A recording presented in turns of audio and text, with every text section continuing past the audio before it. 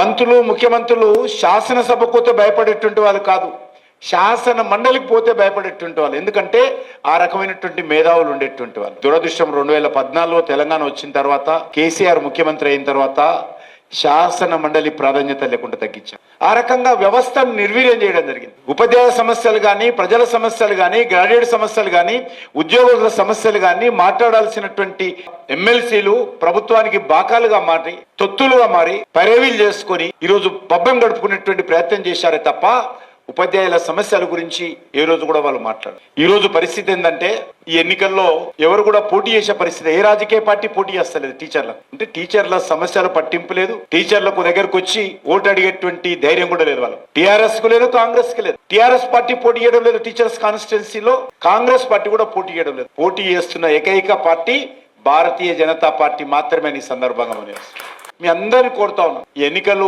చాలా ముఖ్యమైనటువంటి ఎన్నికలు. తెలంగాణ రాష్ట్రానికి భవిష్యత్తుకు సంబంధించి దిశా నిర్దేశం చేసేటువంటి ఎన్నికలు. తెలంగాణ రాష్ట్రం ఏ రకంగా ఉండాలి, తెచ్చుకున్నటువంటి తెలంగాణ ఒక కుటుంబం చేతిలో బందీ అయిపోయి 10 సంవత్సరాలు గిలగిల కొట్టుకొని మొత్తం కుటుంబ పెత్తనానికి ఆ రోజు ఏ రకంగా ఇబ్బందులకు గురయ్యో మనకు తెలుసు.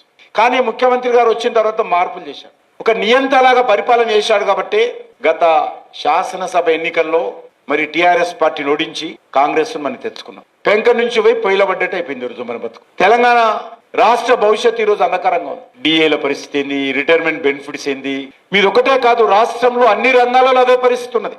ఏమైనా చెప్తాం, చందమామని తెచ్చి మీ ఇంట్లో ఇస్తా, కానీ నాకు ఓటేస్తే చాలు అన్నట్టుగా ఈ రెండు పార్టీలు కూడా పోటీలు పడి ఈ యొక్క ఆర్థిక వ్యవస్థను దెబ్బతీస్తా ఉన్నారు. తెలంగాణ రాష్ట్రము, తెలంగాణ ఉద్యమకారులు, తెలంగాణ ప్రజల యొక్క ఆకాంక్షలకు అనుగుణంగా ఒక మంచి పరిపాలన రావాలంటే ఈ రాష్ట్రంలో మార్పు రావాలి.